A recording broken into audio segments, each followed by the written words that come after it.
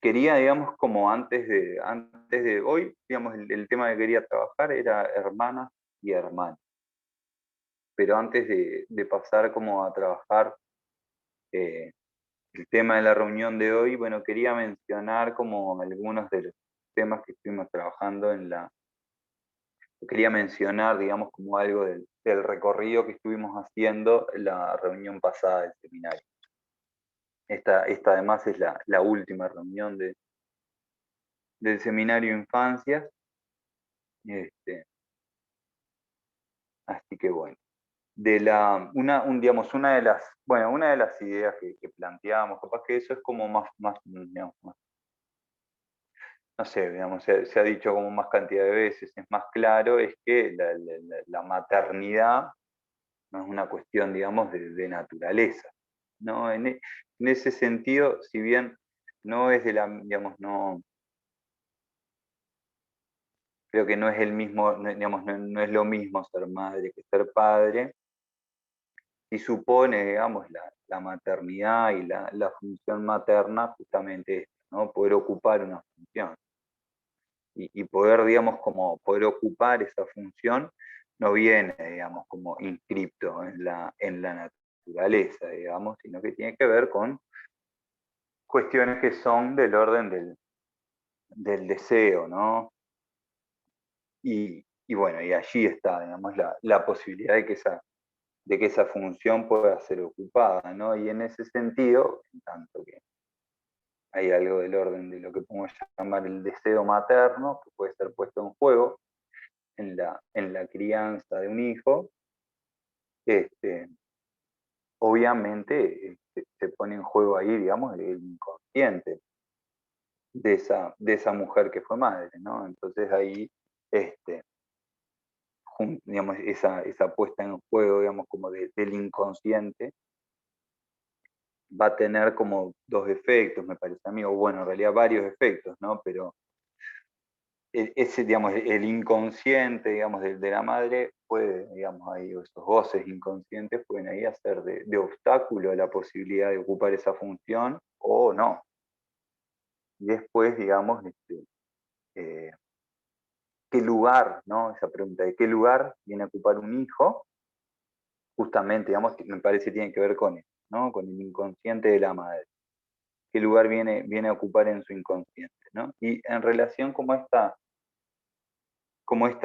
cuestión, digamos, de la maternidad y el inconsciente, bueno, trabajábamos algunas distinciones, porque inevitablemente, digamos, pensar el deseo de la madre y pensar la función materna remite, ¿no? a cómo está ubicada esa mujer y esa madre en relación al nombre del padre, ¿sí?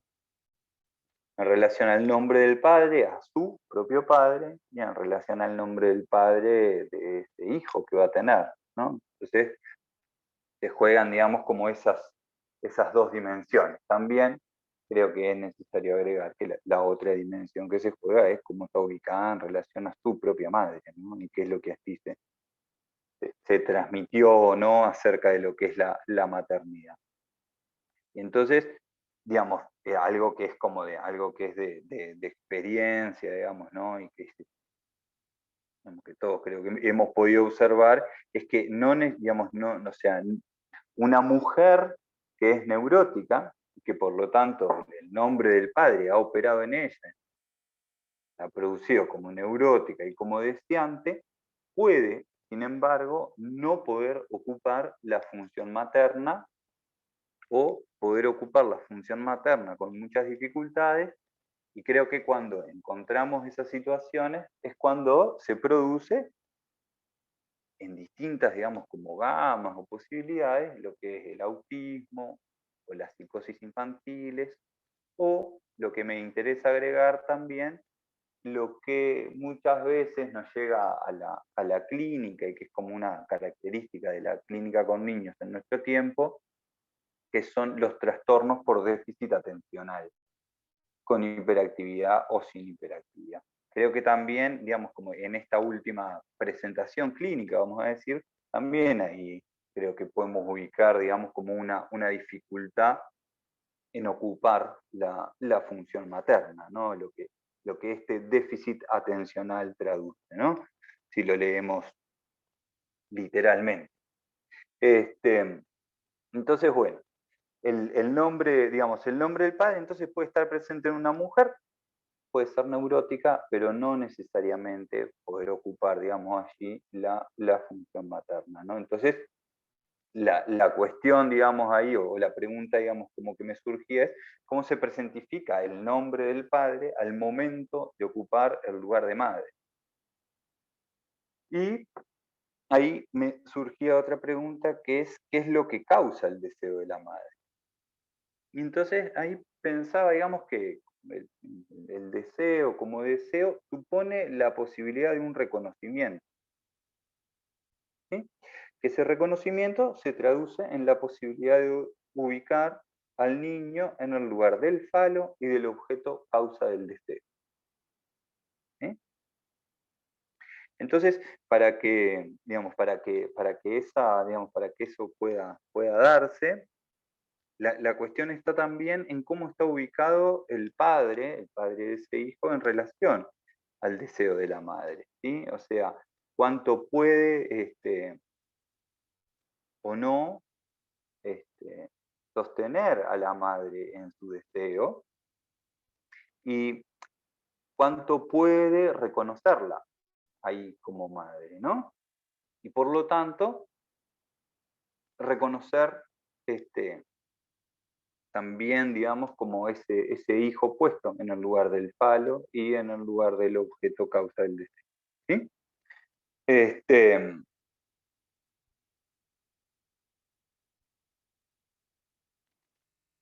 hay distintas, digamos, posibilidades, digamos, ahí para el padre, ¿no? Yo enumeraba algunas, ¿no? El reproche, la exigencia o la ausencia.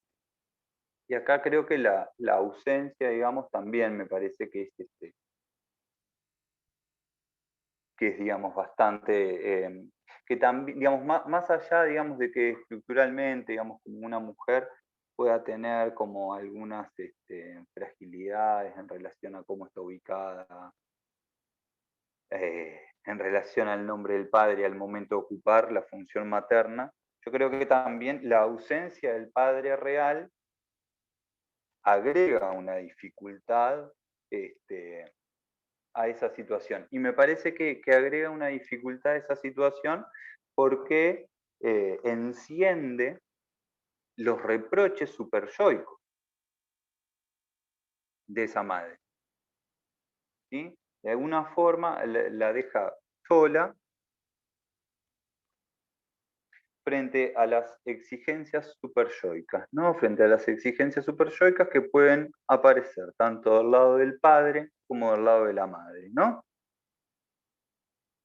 Culpable de tener un hijo con un hombre que no supo retener, creo que es la versión materna del reproche, ¿no? También ahí aparecen, digamos, como algunos fantasmas en relación a la sexualidad. Digamos, las exigencias superyoicas, ¿no? De la madre, obviamente, digamos, no sé si obviamente, y no en todos los casos, pero en muchas de las situaciones recaen sobre el hijo, ¿sí? Entonces, digamos, la ausencia del padre, o si se quiere, digamos, para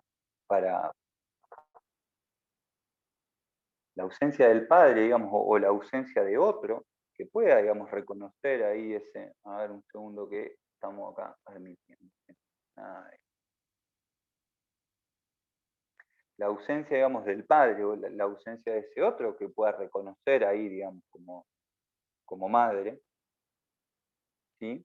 Genera digamos, esto, ¿no? Que las voces superyoicas, digamos, se vuelvan como más tiránicas y más, se vuelvan más tiránicas y más exigentes, ¿no? Y eso, digamos, en definitiva, recae directamente sobre el hijo, ¿sí? Entonces, en la reunión pasada planteábamos de que la voz es constitutiva y posibilita la construcción de ese hijo como un lugar de alteridad. ¿Sí? Hay algo del orden de la voz que presentifica esa alteridad, y me parece que presentifica esa alteridad tanto para el hijo como para la madre. Para el hijo, para el bebé, esa voz, digamos, es la voz en la cual el bebé puede reconocer que le hablan a él. Esa voz que es distinta de la que puede utilizar para hablar con su pareja o con otro hijo o con, no sé, sus propios padres. Pero al mismo tiempo, esa voz es también de alguna forma una alteridad para ella misma, porque no es la voz que usa siempre, no es su voz, es otra voz, es, si se quiere, su voz de madre. ¿Sí? Y entonces, digamos, lo que está, por lo menos en mi experiencia, encontrado, es que no todas las madres pueden poner en juego esa voz. ¿Sí?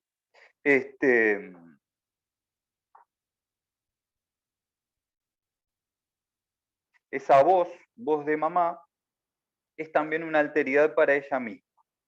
¿Sí? Alteridad que a veces no puede permitirse. Entonces, me parece a mí, digamos, que esa alteridad no puede permitirse cuando la única voz que queda es la voz del reproche, la del enojo.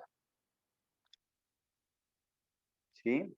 Entonces ahí, digamos, esa voz del reproche o esa voz del enojo no da lugar a esa otra voz, o da lugar a esa otra voz de forma, de forma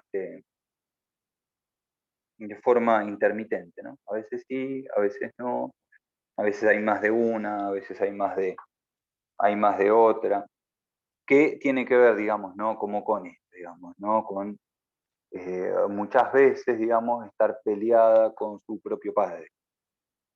Y entonces, digamos, ahí hay algo de esa voz que no se puede poner en juego. Y después también lo otro, digamos, que decía recién también, es cuando el padre, el hijo no está. Entonces ahí también, ¿no? Porque esto, digamos, es como una observación que he podido hacer en mi práctica, ¿no? El mayor, sí, el mayor temor que tiene una madre que crió un hijo sin el padre, y al mismo tiempo eso que más irrita a una madre es esos rasgos en los cuales ella inmediatamente está predispuesta a reconocer que se parece al padre. No es lo mismo un hijo varón que una hija mujer. Y en este sentido, creo que en el hijo varón la predisposición a encontrar esos rasgos en los que se parece al padre está mucho más facilitada, mientras que para para la hija mujer eso está como más atemperado, digamos, ¿no? Este, pero, pero bueno, justamente, ¿no? El temor, de una forma u otra, esconde el deseo, ¿no? Entonces es al mismo tiempo como la posibilidad, digamos, ¿no? De continuar la pelea con el hijo por ese padre que no está, o que se fue, o que la dejó. ¿Sí? En estos, digamos, en estos últimos casos, me parece a mí, cuando se trata más de una pelea, esto que yo nombraba la otra vez, ¿no? Esto es, digamos, estas situaciones en las que todo lo que hace el hijo es como puesto en el lugar del insoportable, ¿no? En tanto que ese hijo como que presentifica, digamos, ¿no? Para esa madre algo del orden de lo que es justamente, digamos, ¿no? Lo insoportable. Entonces, me parece, digamos, que ahí justamente creo que es donde podemos ubicar esta cuestión de los trastornos por déficit atencional con hiperactividad o sin hiperactividad. Yo creo que, digamos, es eso que se presenta como trastorno por déficit atencional con hiperactividad o sin hiperactividad. Algunos niños, digamos, vienen más del lado de lo neurótico, ¿se acuerdan que yo nombraba esta idea de este concepto de Liliana Dontis de la desorganización pulsional, ¿no? Yo creo que en esa, digamos, o sea, con un niño es muy difícil, digamos, de hablar de neurosis o de psicosis como algo totalmente, digamos, como definido, ¿no? Pero me parece, digamos, que en ese diagnóstico están como englobados, digamos, como mm, dos órdenes, vamos a decir, de dificultades, ¿no? Hay algunos niños que tienen como una presentación y una estructuración mucho más neurótica, ¿sí? Y hay otros niños que tienen una estructuración mucho más frágil, ¿sí? Y que también se presentan de esa forma, ¿no? Y entonces ahí, digamos, de la función, digamos, paterna, este, en un principio, digamos, me parece a mí, digamos, que una de las características que tiene en varias situaciones, por lo menos, es la de la ausencia, ¿no? Y, y en relación a esto, digamos, de la voz, otra de las cosas, digamos, otra de las características que yo he encontrado en estos niños que se presentan como con el trastorno de déficit atencional y qué sé yo, es que muchas veces tienen la voz de los dibujitos. Entonces, hay algo del lenguaje que se juega, hay algo también como de una trama identificatoria que se puede sostener, pero hay algo de un tono de voz que no termina de ser propio, ¿no? Hay algo de un tono de voz que es mucho más el del español neutro, ¿no? Y después el otro aspecto, digamos, que a mí me interesaba como señalar respecto a esta cuestión, es que lo que muchas veces encontramos en- en estos niños es una desmentida, se me ocurre llamarlo desmentida, de negación, capaz que ahí habría que afinar un poco más como lo conceptual, pero una desmentida o una denegación del lugar del padre, ¿no? En frases como, bueno, eso no es un padre, tu padre no te quiere, tu padre te dejó. Entonces, esa como esa desmentida, vamos a decir, o esa denegación del lugar del padre, afirma un lugar posible para el padre. Dice que eso no es un padre, pero que habría algo que sería un padre, ¿no? Este, entonces, en algún sentido, digamos, ¿no? En esto de la organización pulsional, hay algo de lo paterno, digamos, que allí se inscribe. Pero al mismo tiempo, el niño queda en soledad, vamos a decir, frente al deseo y a los goces del otro. Y entonces ahí, digamos, lo pulsional es una respuesta que tiene el niño en relación, digamos, como a esto pulsional en la madre que no está organizado, ¿no? Esto de lo pulsional de la voz, respecto a esto de poder poner esa voz de mamá, que no es cualquier voz, pero también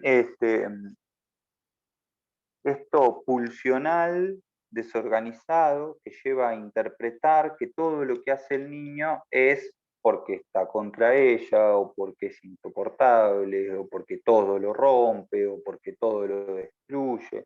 Entonces, me parece, digamos, que ahí también obviamente, digamos, ¿no? La, la- la- la desorganización pulsional, digamos,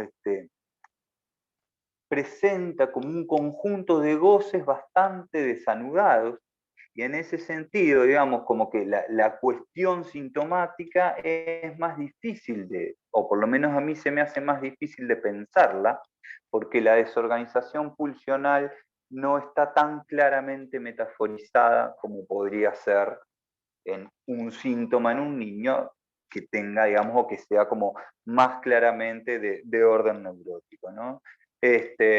Bueno, entonces quería compartir con ustedes como estas observaciones que he venido haciendo, y que también, digamos, se relacionan con lo que estuvimos trabajando en la reunión anterior, ¿sí? Ahora voy a pasar a leer el texto que había preparado para hoy, que es justamente, digamos, un texto sobre lo fraterno. Hermanas y hermanos. La relación entre hermanas y hermanos ha sido parte de los temas que ha estudiado el psicoanálisis. Y aunque ni Freud ni Lacan dedican un estudio específico sobre el tema, las observaciones referidas a esa modalidad del parentesco están presentes en los textos de Freud y en los seminarios o escritos de Lacan. En la obra de Freud, las referencias a las relaciones con los hermanos están presentes en muchos de sus textos, lo que muestra el interés en pensar acerca de ese lazo. Cuando teorizó el complejo de Edipo y el complejo de castración, la referencia a los hermanos ocupó un lugar importante en la estructuración del sujeto. En la conferencia 21 de Introducción al Psicoanálisis, Freud realiza la siguiente afirmación. El complejo de Edipo, con el nacimiento de un hermano, ¿no?, se amplía y pasa a ser complejo de familia cuando llegan otros hijos. Afirmación que ya nos pone en la pista de que en el tránsito del complejo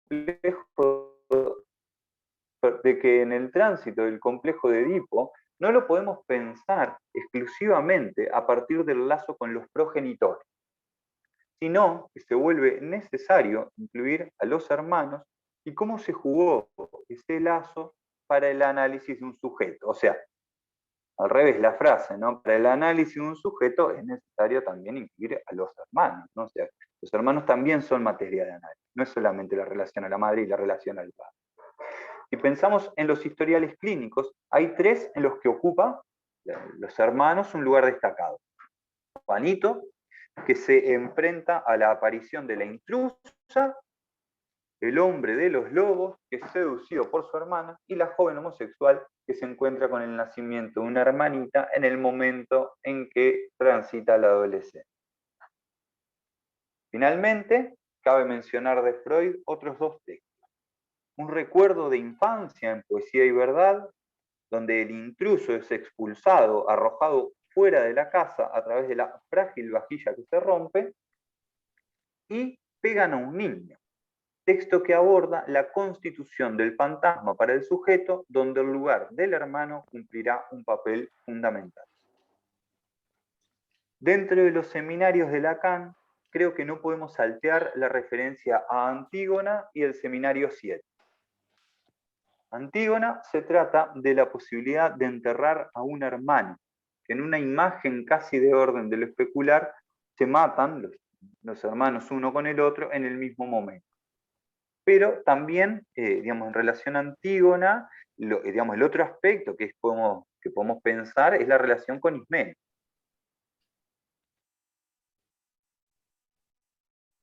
El último texto que me interesa nombrar es un texto de Paul Laurent Assun, filósofo y psicoanalista francés, cuyo título es Lecciones psicoanalíticas sobre hermanos y hermanas. La práctica del psicoanálisis nos enseña que las relaciones con las hermanas y los hermanos juegan un papel importante en el recorrido de un análisis. La gran mayoría de las referencias para pensar la cuestión del hermano suelen estar desde el lugar del hermano mayor y de cómo se las arregla con la llegada del intruso o intrusa. Y creo que si es hermano o hermana, el mayor, el del medio o el más chico, no es indiferente para pensar las consecuencias que tiene para el sujeto. En la reunión de hoy voy a centrar las reflexiones en el lugar del hermano mayor, pero sabiendo que no todos los lugares son idénticos, ¿no? De hecho hay como construcciones imaginarias que dicen, digamos, como algunas verdades acerca de los diferentes lugares de los hermanos, ¿no? Para pensar el complejo fraterno, creo que podemos situar dos dimensiones. Una es la relación entre hermanos y los conflictos que allí se producen como demanda de la intervención dirigida a la madre o al padre, es decir, el vínculo en la búsqueda de la presencia de uno u otro, de la madre o del padre, como forma de mediar en esta relación. La otra dimensión que podemos pensar es la dimensión de la alianza, de la alianza fraterna, como lo específico que allí se produce, que entre otros efectos, la alianza fraterna permite barrar a los padres en la medida en que la alianza justamente se arma para que ellos no sepan, no vean, queden por fuera. En definitiva, abre una posibilidad de un más allá de la presencia paterna o materna. Con el nacimiento de un hermano o hermana se gana un significante que viene a inscribir una forma del lazo que hasta ese momento no estaba presente. Y con esa inscripción, una elaboración de un lazo que tendrá consecuencias en lo fantasmático. Y como lo planteábamos la reunión anterior respecto del grafo del deseo, en esa imagen del anzuelo, pero también del abridor, que una pregunta que abre la puerta a la elaboración de lo fantasmático para el sujeto es ¿qué me quiere el otro? El hermano o hermana plantean la pregunta ¿qué quiere de ese otro con minúscula, el otro con mayúscula? En la variación que introducía de esta pregunta encontramos dos elementos nuevos, o sea, entre qué me quiere el otro y qué quiere de ese otro el otro, aparecen, me parece a mí, como dos elementos. Uno refiere a lo que hacía mención hace un momento, el hecho de que el otro es deseante, y que su deseo va más allá. Como lo recordó Freud innumerables veces, la presencia del hermanito o la hermanita recuerdan que el otro es deseante, y por lo tanto no fue posible completarlo, aunque en un momento la ilusión se tuvo. Pero al mismo tiempo, es una pregunta por otro deseo, en tanto de ese otro puede y posiblemente suceda, el gran otro quiere cosas diferentes de las que quiere de mí. O sea, el hermano presentifica deseos y goces, digamos, o sea, el hermano menor o el hermano del medio presentifica deseos y goces que el hermano mayor no los presentificó. Entonces, digamos, el nacimiento de un hermano no es solamente el encuentro, digamos, de que ese otro es deseante, que no fue posible completarlo y qué sé yo, que eso es como un poco algo que hemos venido hablando, sino que también me encuentro con deseos de ese otro que no conocía, y me encuentro con goces de ese otro que no conocía. Es la posibilidad de que aparezcan desde el lugar de ese otro con mayúscula deseos y goces de los padres que el hijo que ya estaba hasta ese momento no conocía.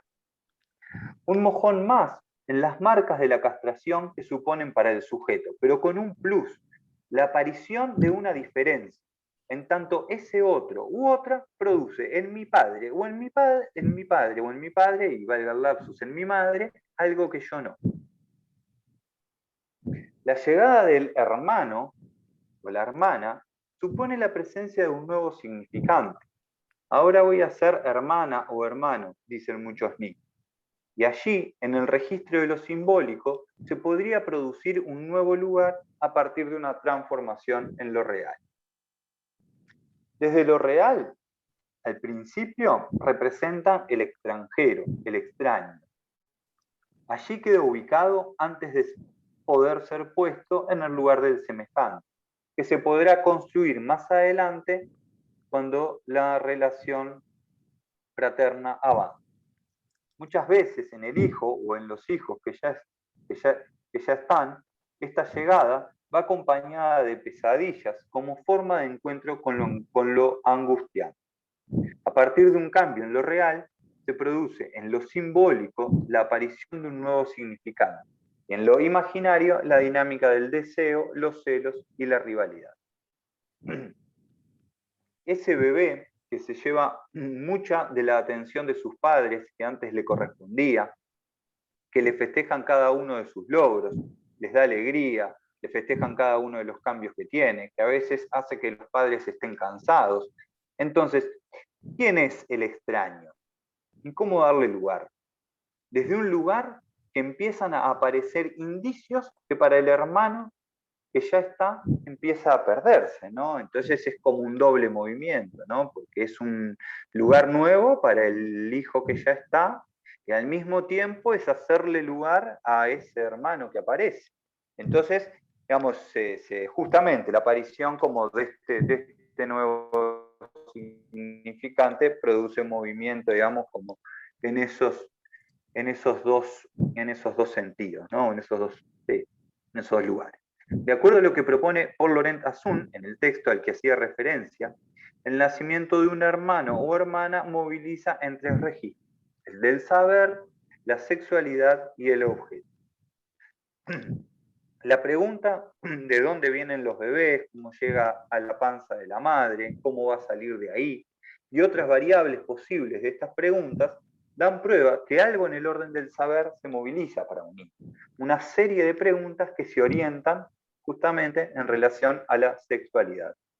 Entonces, el nacimiento del hermanito o la hermanita moviliza la curiosidad, sacude algo en el orden del saber que había sido construido por el sujeto. Finalmente, produce una fractura en la relación con la madre. Y en este punto, esa nueva presencia acentúa aún más ese lugar del objeto imposible de poseer, ya que la experiencia de ese amor de la madre es que cada hermano puede tener algo de ese amor, variantes de ese amor que tendrá uno u otro, pero ninguno lo tendrá todo. La relación entre hermanos oficia en este sentido como una preparación para la socialización, para la relación con otros en las diferentes instituciones por las que atraviesan los sujetos. La alianza fraterna supone la posibilidad de barrar un otro materno, pero también la posibilidad de la conspiración de los hijos contra el padre. La alianza fraterna puede ser promovida por la madre o el padre, o por el contrario, se puede hacer de esa relación el fuego ardiente de una rivalidad infantil aún no elaborada.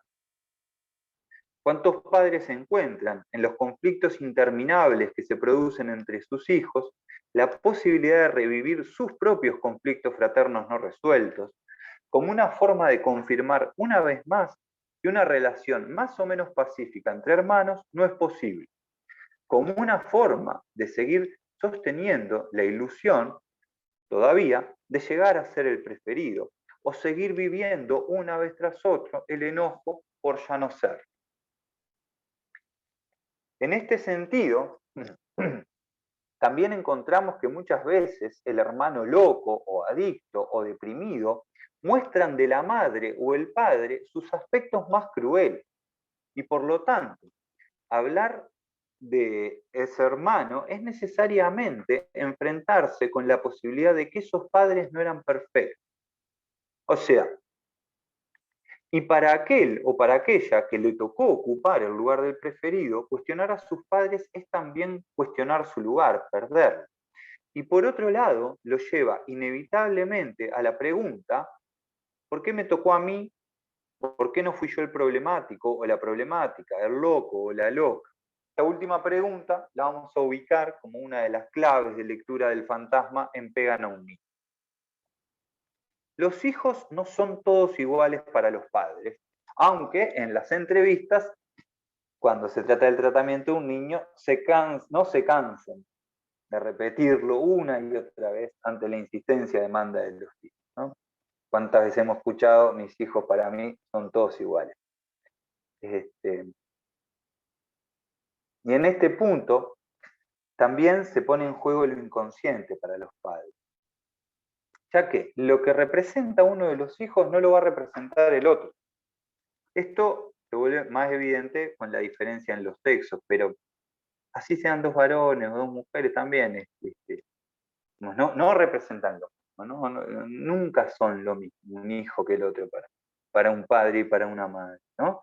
Y en la clínica psicoanalítica con niños, allí hay un punto a trabajar en las entrevistas con los padres, como posibilidad de aceptación de esa diferencia, lo que supone que puedan también hablar de lo que han sido sus relaciones fraternas y del lugar que ocupan los tíos o tías de sus hijos. es un...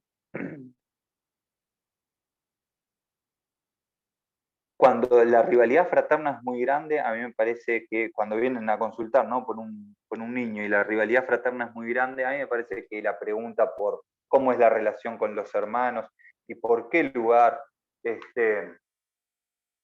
ocupan entre los hermanos, me parece que es una pregunta que da como bastante para trabajar. Y al mismo tiempo es una pregunta que a veces es más posible de pensarlo y a veces no.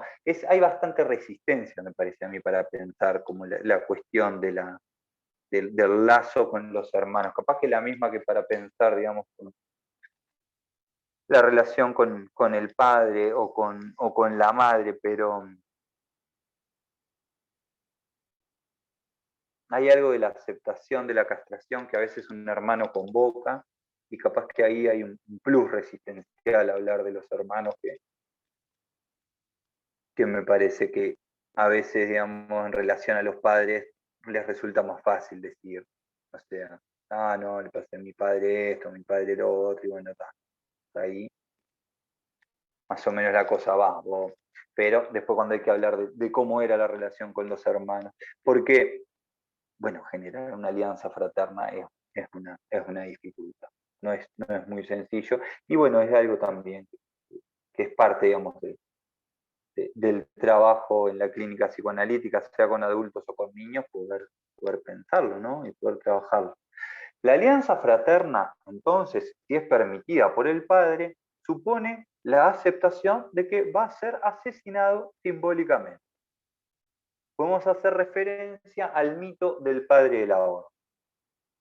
Un señalamiento, digamos, que ha hecho Octavio en algunas intervenciones en el SAE, tiene que ver con esto, de que algo del orden de la alianza estaba fraguado como un pacto necesario previo al asesinato del padre de la horda, o sea, previo al totemismo. Entonces, encontramos que en la relación con los hermanos es que se produce ese asesinato que luego dará lugar a la posibilidad de la ley, de una relación a la ley que se vuelve estructurante. Hay algo de el hermano o la hermana que muestra el camino de salida a lo endogámico. Esto también es otro aspecto, ¿no? Que es interesante. Cómo el hermano a veces ayuda a salir porque marca el camino, ¿no? Eso a veces, esa facilidad la tienen más los hijos que no son los primeros, ¿no? Pero hay algo del hermano que si ya se fue de la casa, ya marcó el camino, ya hizo algunas cosas, Entonces ahí a veces cuando el goce incestuoso, vamos a decir, del padre o de la madre busca mucho retener al hijo y no hay como mucha salida. A veces ahí el hermano funciona, digamos, como alguien que puede haber como marcado un camino y por lo tanto prestar como algunos trazos identificatorios para poder correrse de algunos lugares.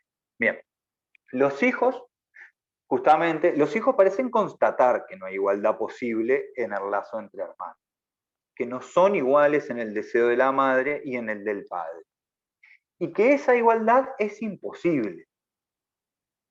El inconsciente percibe esas diferencias. Después van y los padres, además si hay algo que reivindica el primogénito es la justicia, ¿no? este, y bueno, no hay justicia. Pero en definitiva, bueno, cuando se percibe digamos, esa no justicia, vamos, esa no igualdad capaz, más que esa no justicia, esa no igualdad, después la respuesta de los padres muchas veces es, no, son iguales, son iguales, son iguales. Y no son iguales. Pero bueno, los hijos me parece que muchas veces lo perciben, ¿no? Y es para los sujetos, o sea, para los hermanos, y es para los sujetos el encuentro que la ley, o sea, me parece a mí, digamos, ¿no? Que en esta cuestión de que los hijos son diferentes para los padres, para los hermanos, ¿no? Les permite encontrarse que la ley, por más que se reclame su injusticia, nunca va a poder dar cuenta de ese lazo de amor que también se sostiene en las diferencias. Y en este sentido, la relación fraterna supone un límite para el sujeto. En cierta medida, el encuentro con un imposible, con la imposibilidad de una justicia en el amor de los padres, que parece ordenarse en relación a su historia, sus goces, amores y deseos. Es de alguna forma el encuentro con que la ley no lo dice todo, que hay cuestiones que no son de justicia. Me puede, digamos, o sea, en este sentido, digamos, sí, justamente, digamos, no se trata, digamos, de que no le dan a todos lo mismo, porque no significan lo mismo en el inconsciente. Y entonces para los hermanos, lo que permite justamente aceptar es que, bueno, eso que fue mi hermano para mi madre o para mi padre, no lo fui yo. Y tal vez puedo haber sido algunas cosas que mi hermano o mi hermana no fueron. Y en definitiva, en ese sentido, es como una de las formas del encuentro con la castración y con la posibilidad de, de ser no todo, vamos a decir, aunque no sé si conceptualmente cabría ahí esa cuestión, ese concepto, ¿no? Ese nombre de concepto, como hablábamos hoy. Bien. Por otro lado, el encuentro con una ley que limita a todos, ¿no? Le permite a los hermanos el encuentro con una ley que limita a todos, que marca un imposible. En este sentido, la presencia del otro, del hermano, también contribuye a soportar las desdichas que esos límites imponen. Es con ese otro u otra con quien se comparte la imposibilidad de ocupar un lugar imposible. Y creo que esta es otra de las figuras posibles del lazo fraterno.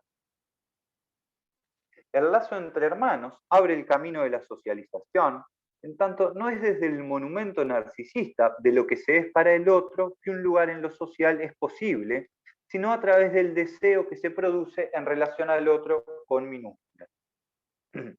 La imagen del otro con minúscula, en la que el sujeto ve su deseo realizado, de acuerdo a la fórmula utilizada por Lacan en el estadio del espejo, puede dar lugar a los celos y la rivalidad, pero también señala para el sujeto un deseo posible de llevar adelante, en la medida en que pueda hacer un movimiento por el cual no se trata de la imagen de lo que me es usurpado, sino de una imagen en la que puedo reconocer un deseo posible, lo cual al mismo tiempo podría producir una desidealización de esa imagen que permite pacificar la tensión agresiva.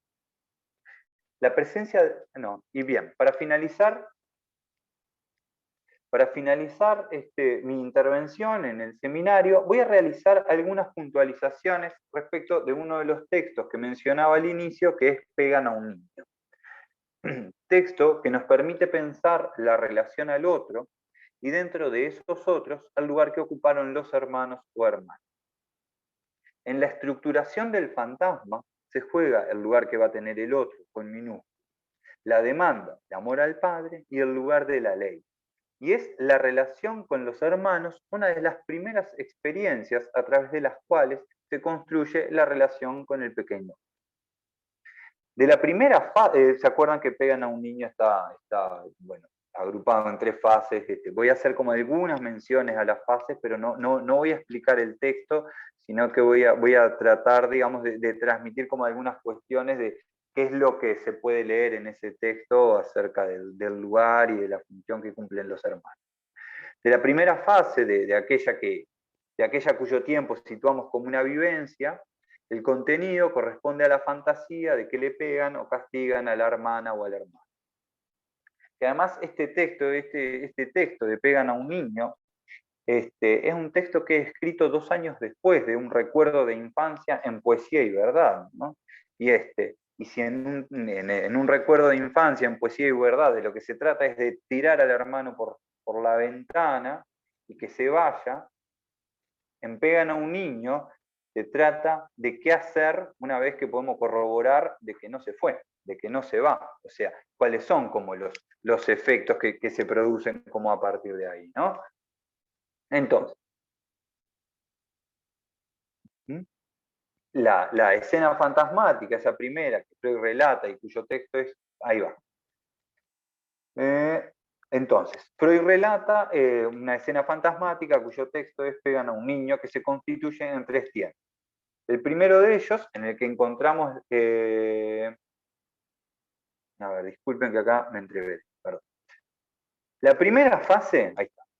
La primera fase de la fantasía de Paliza se caracteriza porque el niño que es golpeado no es el fantasiado. Es la primera, temporalmente hablando, es decir, cuya génesis ubica al final del periodo del primer empuje de la sexualidad. Afirma, ¿no? O sea, la fantasía que tiene el niño es que le pegan a otro, al hermano o a la hermana. Afirma que puede tratarse, Freud, de un hermano o hermana, que podría tratarse de una fantasía de orden sádico, con el reparo de que el niño que pega en la fantasía nunca es el fantasiador, sino el padre.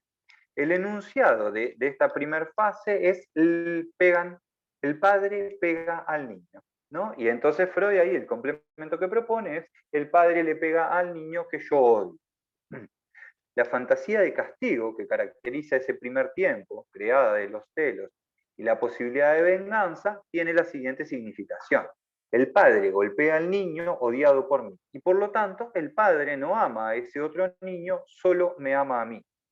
Encuentra en el castigo del otro un acto que me permite probar, o sea, que le permite al fantasiador probar que lo quiere. Por lo que su narcisismo está presente como aquel a quien va dirigida la escena. Aquí encontramos, digamos, ¿no? Algo que señala Freud, de que es una demanda amorosa dirigida al padre, y que encuentra en el castigo de ese otro la confirmación de su amor. En tanto, no ser pegado por el padre supone ser amado. Entre la primera fase y la siguiente se producen cambios significativos. La persona que pega sigue siendo el padre, pero el niño azotado pasa a ser el fantasiador. La fantasía se ha tenido de placer, su texto es yo soy azotado por el padre, transformándose el sadismo en masoquismo. De esta segunda fase, Freud apunta que es la más importante de todas, grávida en consecuencias, pero que no ha tenido existencia real.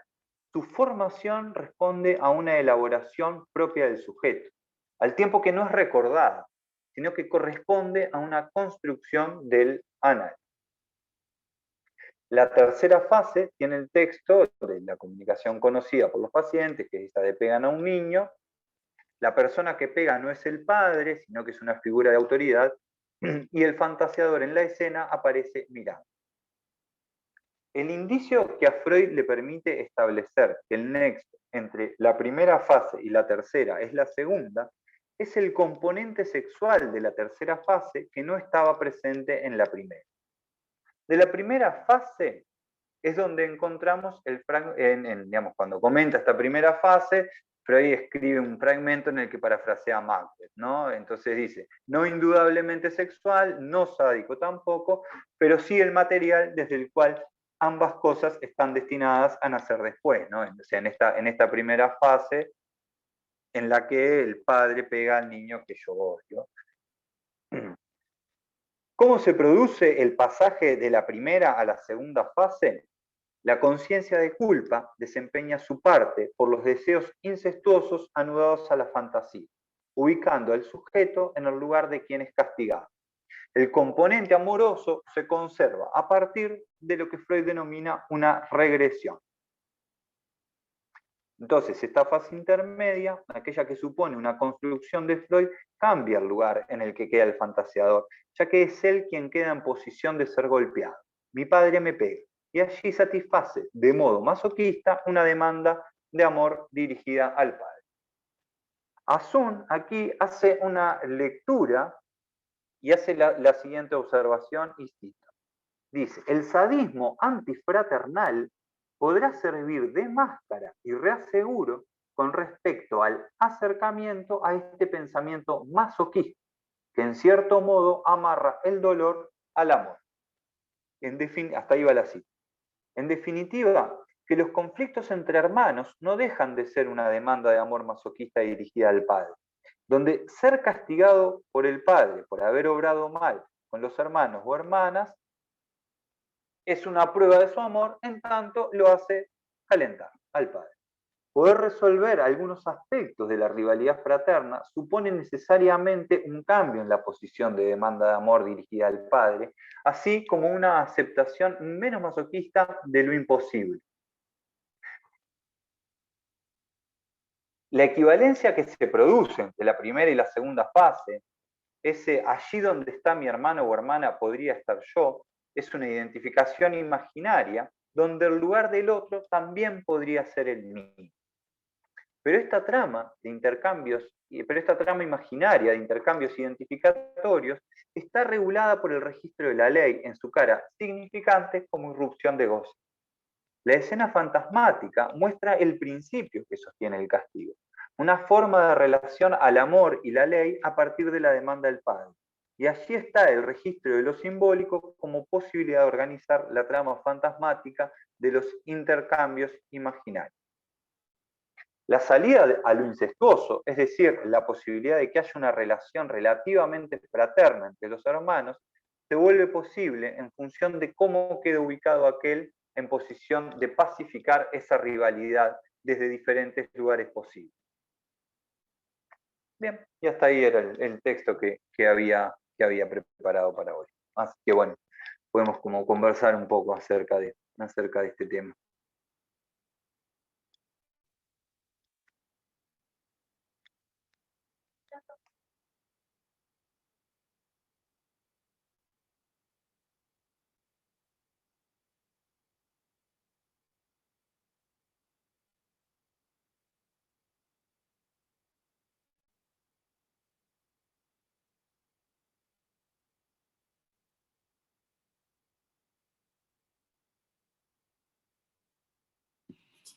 Andrés, ¿y podrías hablar un poquito de la tercera fase? Porque no sé cómo la articulás en relación sobre todo a la trama de los hermanos, porque lo que yo recuerdo de esa tercera fase es que sí, pega la autoridad a otro, y muchos miran. No sé si, cómo la pensás vos, ¿no? ¿Cómo la pienso, digamos, en relación a la trama de los hermanos? Bien. Me parece, digamos, que ahí en esa tercera fase, digamos, bueno, ahí ya, digamos, como que hay un aspecto, digamos, en juego que tiene que ver como con la socialización, digamos, ¿no? Que ahí ya se dio. Entonces, la figura de autoridad, digamos, ahí aparece como el subrogado, vamos a decir, el subrogado del padre en esto que marca de la relación a la ley, y digamos, aparece el otro, digamos, ¿no? El que es castigado, y bueno, aparece el niño mirando, ¿no? Que eso, digamos, yo qué sé, por ejemplo, en la escuela es más o menos común cuando un niño, por ejemplo, acusa a otro de que hizo una cosa o de que hizo otra, digamos, ¿no? Y entonces ahí lo que espera de alguna forma es, bueno, el castigo, del castigo del otro, ¿no? Entonces, a mí me parece, digamos, que la cuestión está, digamos, es que el sujeto que está mirando no es el que es golpeado, pero imaginariamente también puede estar ubicado, digamos, en ese lugar del que va a ser golpeado, ¿no?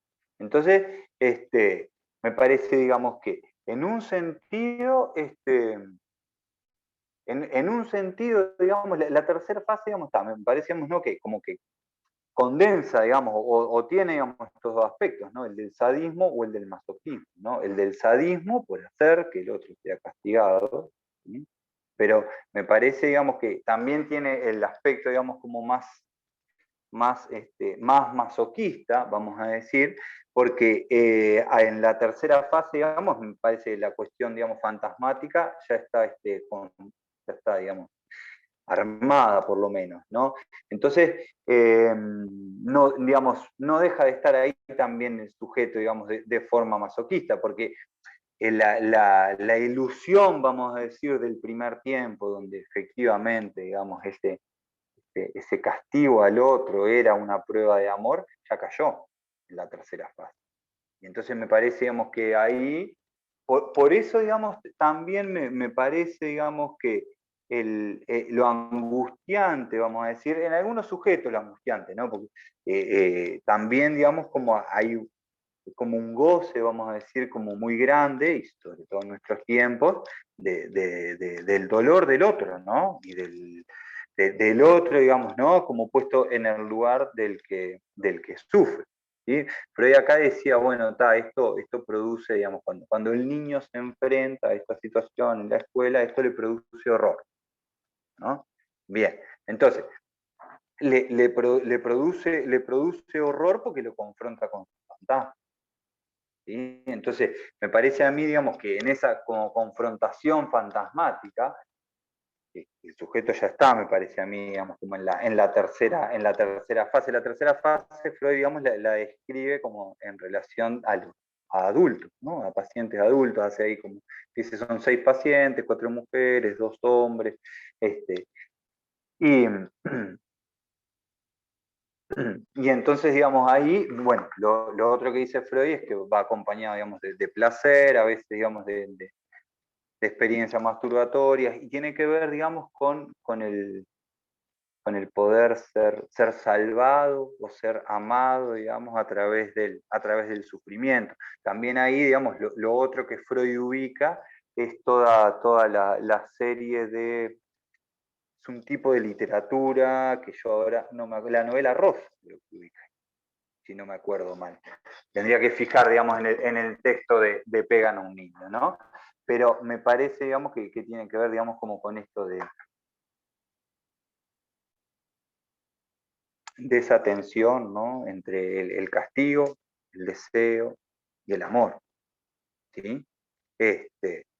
Pero bueno, digamos, que es, digamos, también como al mismo tiempo la trama de casi todas las telenovelas, ¿no? Que podemos ver, digamos, en la televisión, ¿no? O por lo menos en la televisión abierta, ¿no? Entonces, en ese sentido, digamos, la tele se nutre bastante, digamos, del fantasma neurótico. Me parece que también, digo, está igual, de todas formas, una cercanía muy grande con ese fantasma, y me parece por eso esto que decía Sun de lo antifraternal, una cercanía muy grande de ese fantasma, y bueno, yo creo que el sujeto lo angustia porque lo confronta, digamos, con su posición masoquista.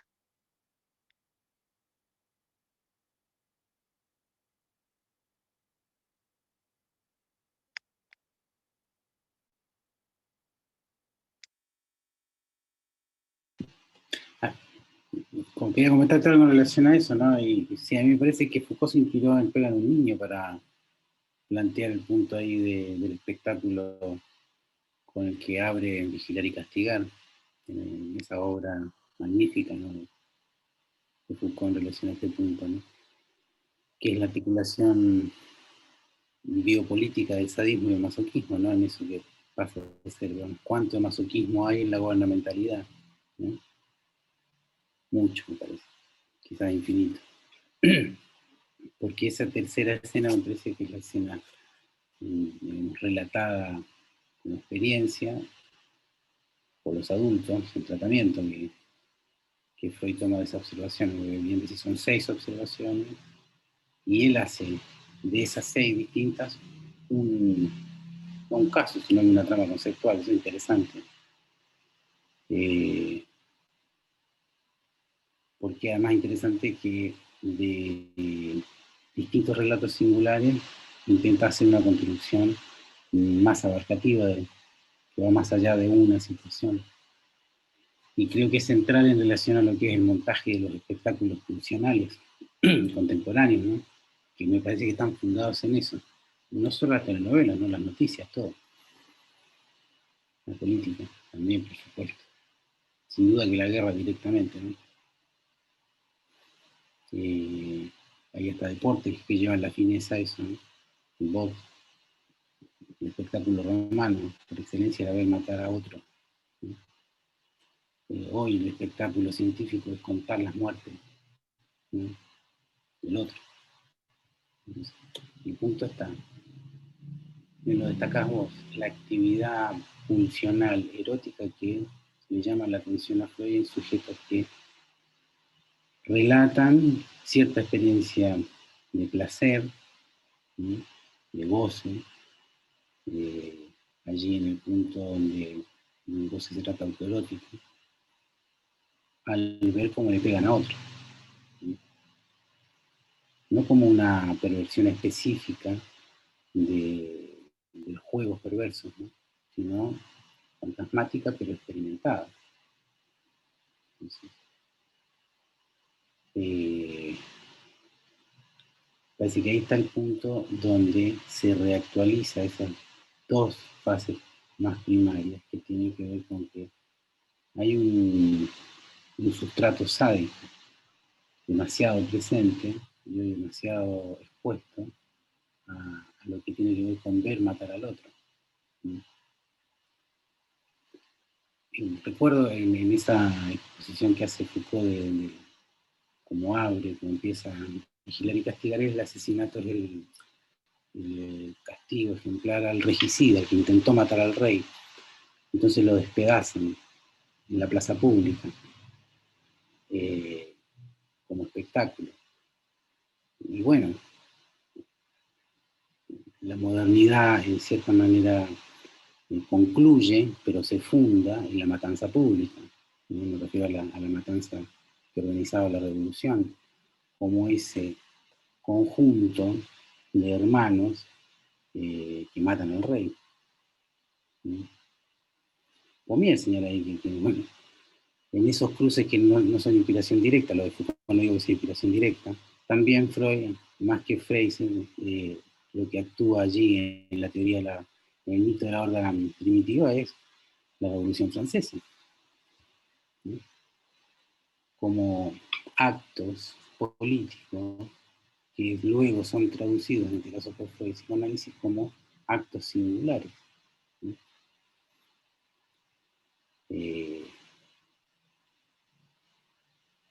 En la matanza en la justicia del rey sobre el que intentó matarlo cuando lo despedazan, ser parte del cuerpo del rey era festejar ser amado por el rey, ¿no? O sea, me parece que ahí está esa dimensión expuesta de la primera fase, ¿no?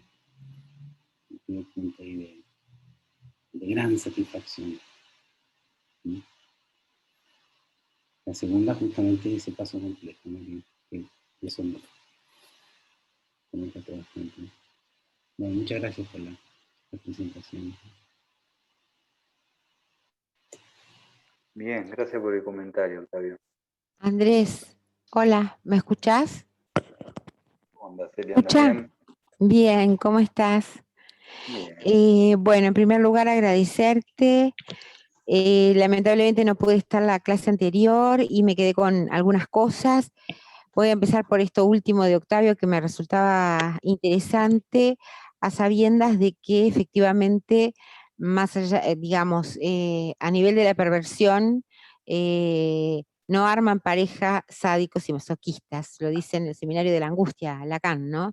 Generalmente uno piensa que el sádico y el masoquista se complementan, y en verdad en el Seminario de la Angustia lo explicita bien, de que no arman pareja, un sádico no arma pareja con un masoquista y viceversa, lo mismo.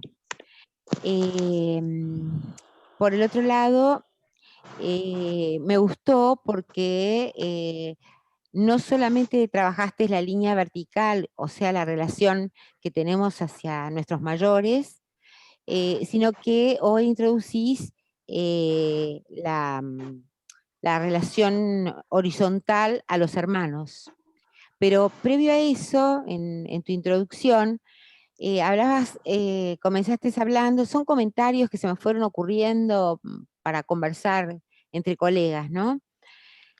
Vos hablabas en algunos momentos de la ausencia del padre, de cuando el padre no está, o te referías a esa ausencia, y yo me quedaba pensando, tal vez esto podría ser una pregunta para conversarla, que cómo se podría congeniar esta cuestión de que el padre siempre es un invento, porque a mí se me venía a la cabeza esa bellísima y dolorosa imagen de Wall, cuando comienza la película, supongo que la habrán visto, de Pink Floyd, cuando el chico, siendo chico, está ante un baúl probándose un saco que le queda grande, que era el saco del padre, que había sido muerto en la guerra, ¿no? Y cómo de algún modo es necesario inventarse un padre. En definitiva, si seguimos las coordenadas de Freud y que luego Lacan las toma, efectivamente está el papá, ese que es alto, bajo, gordo, que tiene el pelo así o asá, pero siempre es una construcción del niño, ¿no? Es una tarea. Y vos luego hablaste de la voz, supongo que habrás hablado de la mirada la vez anterior, por lo que dijiste, y pensaba que es voz y mirada, justamente los constituyentes por el estadio del espejo, vos hablabas de la voz materna, esa voz que queda incorporada ya desde la panza, pero también la mirada, en tanto estadio del espejo, que constituye ese serse del sujeto, porque el sujeto no tiene un ser, pero sí es un serse porque está en continuo movimiento. Y por el otro lado, algo que me parecía también interesante de tu texto es que muchas veces aparece, y en la actualidad se ve, digamos, algunas corrientes del mundo psi en contra del psicoanálisis, porque hay una culpabilización de los padres, tanto de la madre y o del padre, frente a ciertas cuestiones de dificultades de los chicos, y en verdad, no digamos, la cuestión superyoica por la cual un pibe puede estar con un trastorno, entre comillas, en negrita y tachado, digamos, con un déficit o no de hiperactividad, con o sin hiperactividad, un déficit atencional, em, no se trata de culpabilizar, porque ahí me parece que aparece una vertiente superyo, y que ya sabemos que el superyo tiene dos vertientes, o las tentaciones o los mandatos, y entonces aparece este punto en donde muchas veces una mamá que eh, esperaba de su hijo, o de cualquier hijo, el primero, el segundo, el tercero o el décimo, no importa, eh, frente al niño que, como vos muy bien lo señalabas inicialmente, lo espera como deseo de falo, que le venga a tapar la falta, y el niño no responde y la madre se esmera más, culpabilizándose a ella misma por lo mal que está haciendo, eh, y lo vuelve a intentar y lo vuelve a intentar, y en algún momento se produce algo del orden del fracaso, como que fracasa como madre. Y ahí hay un punto de rechazo como consecuencia al sentir el fracaso de que el niño no es lo que ella había esperado, ¿no? Y ahí se produce muchas veces el alejamiento materno que conduce al upir, ¿no? A lo peor.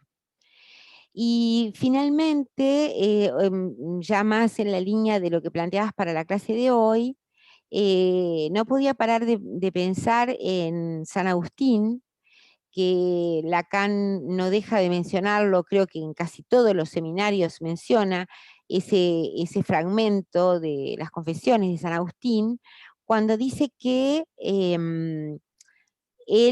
San Agustín dice esto, en realidad lo dice antes de ser santo, ¿no? Cuando él era Agustín y su mamá era Mónica, no era Santa Mónica, y nace un hermanito, y él, que era un niño, él lo dice así, no recuerdo textualmente, pero dice algo así: yo era un niño que casi no hablaba aún, recuerdo mi cara empalidecida, con una amarga mirada, cuando veía a mi madre darle la teta a su hermanito, ¿no? Y ahí Lacan, que lo menciona en muchos seminarios a esta cuestión, inventa un neologismo en francés que es la jalousance, por celos y goce, ¿no? Y hace una distinción entre celos y envidia, porque en realidad está presente los celos, pero también la envidia, respecto no tanto de que desee la teta que el hermanito tiene, sino de ver con la mirada justamente, obvio, eh, la completud que a él le es ajena, ¿no? Y me parecía que vos lo marcabas re bien con esto, ¿no? Bueno, y había algo más respecto de eso de Octavio que me había hecho pensar, em, de vos hablabas de lo de Foucault y lo de el masoquismo y bueno, ya me va a salir. Bueno, era eso y gracias, Andrés. Bien, bien, gracias a vos por tu comentario. Este, digamos, digamos, digamos, capaz que de lo primero, digamos, que planteabas, esto de que el padre uno, no sé si dijiste se lo inventa o es un invento, o digamos, o capaz que podemos pensar las dos vertientes. Este, yo en parte en eso estoy de acuerdo y en parte en esto, digamos, como no sé, o sea, a ver, el padre es un invento, por ejemplo, uno lo puede constatar, yo qué sé, no sé, después de muchos años de análisis, ¿no? En el cual uno se dio cuenta de que uno se inventó un padre, y bueno, en realidad ese padre que uno se inventó podía llegar a tener como algunas cosas en las cuales se parece y otras en las que no. Entonces, digamos, como que en ese sentido, digamos, la potencia imaginaria del neurótico para fantasmatizar al padre es alta, digamos, y es grande, y entonces ahí, digamos, que hay, digamos, eso es, digamos, por un lado, digamos, me parece digamos, que sí, digamos, lo comparto. Después también lo comparto, digamos, como en el otro sentido, ¿no? El padre como un relato. También me parece, digamos, ¿no? Que el padre aporta un relato, es decir, ¿no? Aporta una historia, o puede llegar, digamos, como a aportar una historia, ¿no? Y entonces, digamos, en ese sentido, digamos, también me parece, digamos, que tiene algo como de la invención, ahí capaz que una invención, digamos, como más por el lado de lo simbólico y no tanto por el lado de lo imaginario, y en ese sentido, digamos, tal vez esa versión más simbólica del padre ayuda a recortar un poco más a ese otro padre imaginario. La parte en la que no estoy, digamos, la parte, digamos, por lo menos en la que en mi experiencia, digamos, como que ahí va. Y después lo último, es que sí, en la clínica con un niño, posibilitar que el niño se invente un padre es una dirección posible de trabajo. Donde sí me parece, digamos, que no es una invención, o que me parece que ahí, digamos, es quién se banca la madre cuando está solo con la madre el hijo. Ahí me parece, digamos, porque sí es una invención, pero de mientras Mm. hay que estar, digamos, hay que estar Ah, ahí, digamos, soportando, sí, digamos, como claro, el pero ahí, inquietante goce pulsional del otro. Entonces, claro, ahí me parece, digamos, digamos, está, cómo hacer. Y después lo otro que me parece ahí, digamos, pero respecto de esto para Andrés, parezco bueno, Fantino, pero aclaro, sí. eso es sobre esto mismo, lo último y ya te dejo, ¿no? Y después, digamos, o sea, puede ser el padre esto, digamos, puede ser el padre del niño, digamos, o puede ser, digamos, pero ahí, digamos, yo, digamos, en esto también, son como algunas preguntas que me hago. Está bien, hay deseo. Está bien, hay deseo más allá del hijo. Ahora, es lo mismo que ese deseo, digamos, es lo mismo, digamos. O sea, no se trata de pensar normalidades, digamos, pero no sé si es lo mismo, digamos, cuando está que cuando no está el padre. Me parece, digamos, que ahí hay algo que queda como medio pesado, digamos, para el hijo, porque también a ver, no llega por lo menos, digamos, digamos, como a observar, digamos, como otras posibilidades. A ver, porque la madre es madre, pero bueno, el hijo también puede ver que, bueno, que frente a su esposo, su padre no es madre solamente, digamos, ¿no? De hecho, lo puede fantasear, fantasmatizar, escena primaria mediante y todo eso. Entonces, no sé, ahí también me parece, digamos, que hay como una... Porque además lo otro, digamos, es que generalmente la crianza en soledad es media enloquecedora.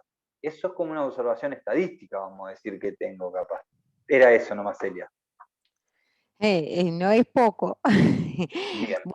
Estamos de acuerdo, en parte no, porque mientras hablabas me venía el recuerdo de una nenita, yo lo conté en la escuela hace muchísimos años atrás, que esto es apenas un fragmento como para puntualizar a qué me refiero con el invento del padre.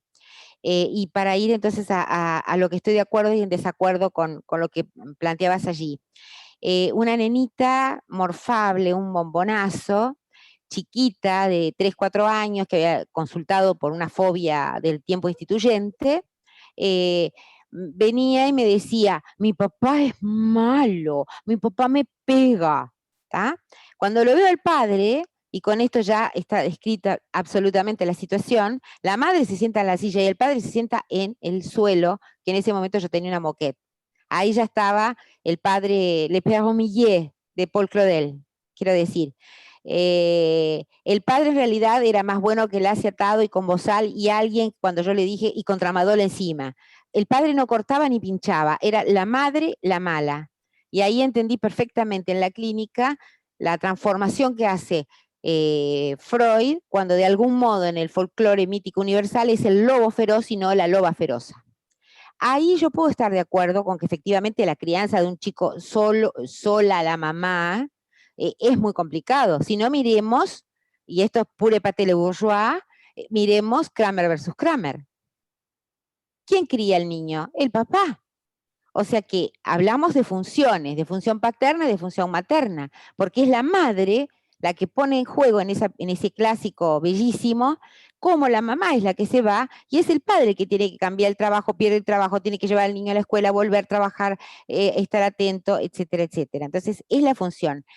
Y porque eso colocaría a la mamá como en una posición de que, pobrecita la mamá, tiene que criar a su hija sola porque, bueno, el papá no está o porque el papá la dejó o qué sé yo, cuando en la crianza, digamos, del parletre, intervienen muchos. Es un invento porque el niño se inventa un padre que puede ser el padre del amiguito, puede ser el abuelo, puede ser el tío, el padre del vecinito, en ese sentido. Si vamos a hablar de las mujeres, te acompaño. De las mujeres vueltas madres, ¿no? En ese sentido. Porque no hay nada más quejoso que una madre. La propaganda de las aspirinetas es genial. Cara de mamá aspirineta, creo que la mayoría. Tendríamos que comprarnos todo Cara de Bayer. mamá preocupada, ¿no? Cara de aspirina. Claro, claro. Tendríamos que comprarnos todo Bayer para tener todas las aspirinetas, ¿no?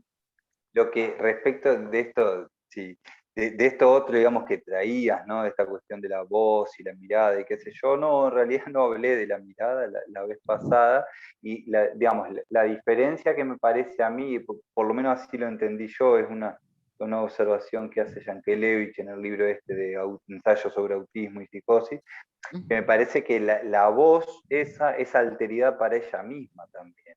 Y en ese Exactamente. sentido, digamos, posibilita al hijo como alteridad, porque le habla en una voz en la que no se reconoce, en la que no se Claro. reconoce, o sea, en la que se reconoce pero que no es la de ella, o sea, tiene algo de ajeno Exactamente. y algo de propio, y entonces, Claro. digamos, en esa voz, que es algo del orden de lo ajeno y de lo propio al mismo tiempo, posibilita que el hijo sea una alteridad, digamos. Por ¿No? eso es Y que ahí te yo decía, lo planteaba en discrepancia a la voz superyoica, de la madre o claro, del padre, digamos. ¿No? claro. Sí. Por eso es que yo te decía justamente con esto último que decís, que acuerdo con tu planteo, Andrés, es que precisamente la madre allí, o la vemos pobrecita como mamá, o la vemos como si la mujer no existe, o es hija o es madre, ¿no? Y entonces allí esa alteridad de la voz le permite también en algún punto salir de la culpabilidad típica de cualquier madre como fenómeno universal, como lo planteaba Lacan. Por eso estoy de acuerdo. Bueno, gracias. Bien, no, gracias a vos por el comentario.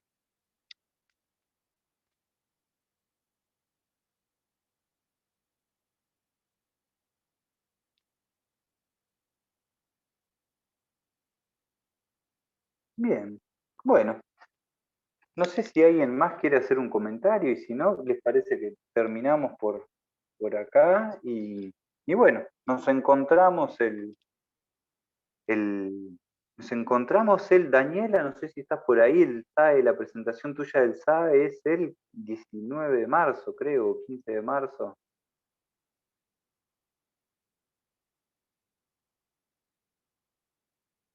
Bueno, nos encontramos entonces en la presentación del SAE de Daniela González, que es la próxima presentación que hay del Seminario Anual de Escuela. Así que bueno, que anden bien y gracias a todos los que participaron del seminario, por los comentarios, por los aportes. Es tal cual que un seminario se hace con otros. Bueno, nos estamos encontrando entonces en otras actividades de la escuela. Muchas gracias, Andrés. El seminario y la encadenación de los 3 encuentros fue súper interesante.